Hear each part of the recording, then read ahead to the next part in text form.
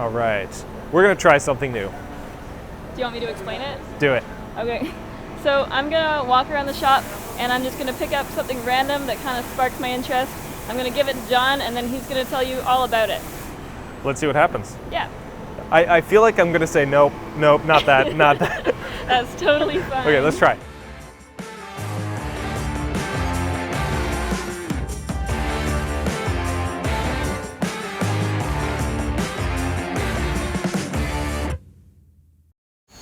That awesome intro was edited by Martin from Slovakia. Thank you so much for that. Really awesome. Glad we could use it. I don't want to talk about that. Okay. Yeah? Okay. Just want to crack it open. We got a Pelican case right here. So this is our, upside down, but our knife transfer case. Basically, Eric and Yo finished the knives upstairs. Yet our shipping and photography area is up there. So the knives have to come, you know, across and all the way across the shop. So I bought this Pelican case a couple years ago. I was gonna use it as my laptop transfer case. So I have mouse, space mouse, charger cord, laptop. But now we basically just take our knife boxes and we put them here and you close the lid and now they're stable. So we can easily transfer, you know, many knives at a time from one end of the shop to the other without dropping them. So we use these cases basically. Here we go. This is not finished, but this is going upstairs to be finished soon. And they basically go in there and close that down. Works fine. You find something else? Yeah, I did. What's this little doohickey?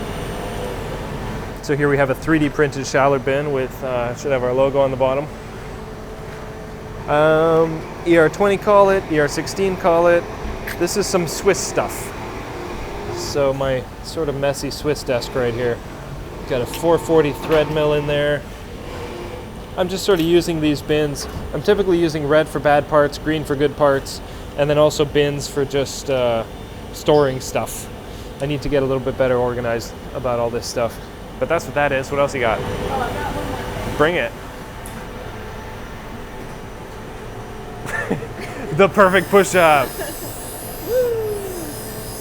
We used to do, what do you call it? Team push-up competition. Yeah. We haven't done it in like a year, but it was fun. We had a chart on the wall that like every day, you know, you just try to do a bunch of push-ups. Yeah. And whoever got the most push-ups at the end of the day, whether through like brute force or just consistency, you know, 5 a day every day, wins bragging rights. Basically, I don't know. yeah. You gonna pull it out again and start this comp?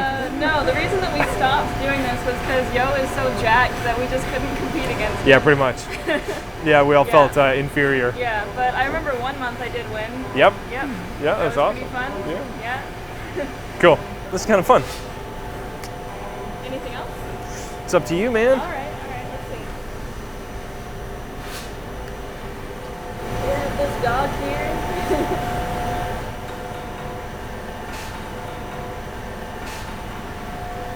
I don't even know where I got that.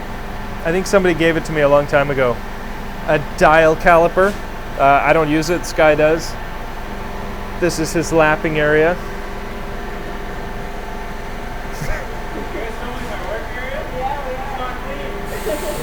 He's saying it's not clean. This is real. This is the reality.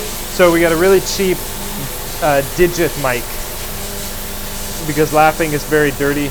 So we wanted a really cheap mic so that he can just real quick and dirty get a measurement without ruining a really fancy mic. And we've got fancier ones on that table, I believe. A couple other things. We've got this infrared thermometer with, should have a little laser dot. Sky uses this all the time to measure the plate temperature. And we also use it during heat treat. So I need to buy a second one actually. Ooh, just got this from McMaster a couple months ago. We're using it with Mjolnir light. That's Thors Hammer for anybody who doesn't know what that means. Whosoever holds this hammer, if he be worthy, shall possess the power of Thor. Brass hammer, got it from McMaster. We're using it to assemble pens at the moment. Yep. So we tap the pen parts together because there's a clip fit on one of the buttons. I have definitely thought about making very fancy machinist hammers, but I don't know if that's ever gonna happen. Nice. That's all I have. Okay, I'm gonna find some other stuff. Okay. We're making bearings right now on the Swiss. Booyah, they're working so well. Our parts catching bucket works great. The parts come out of the conveyor, drop into there. I'm running this dry. It's very dusty, but amazing. Parts are fast.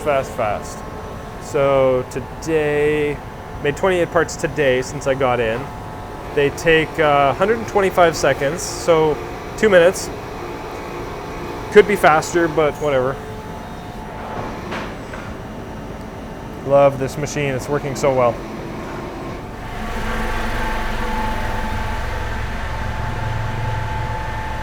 Greetings. This is the thing that I use to straighten blades all the time. Oh yeah. So I use this very, very clean, very flat, very shiny surface. Precision surface, yep. And I check for a light gap. This one's perfect, perfectly flat, no gaps on either side. You got a little bit on the tip here, but that's fine, it'll get cut off. And then you take the spot with the gap and you flex it until the gap disappears.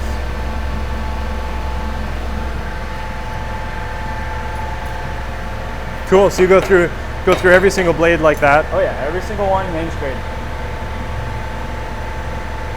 And the flatter they are, the easier they are in the lapping machine. Yep. The less work that has to do. This one's not too bad. Love it. So you have to overbend it in order to make a difference. Yeah, absolutely. There's some sort of math ratio thing that Yeah, due goes- to the tensile strength of the, yeah. We're not that technical yet.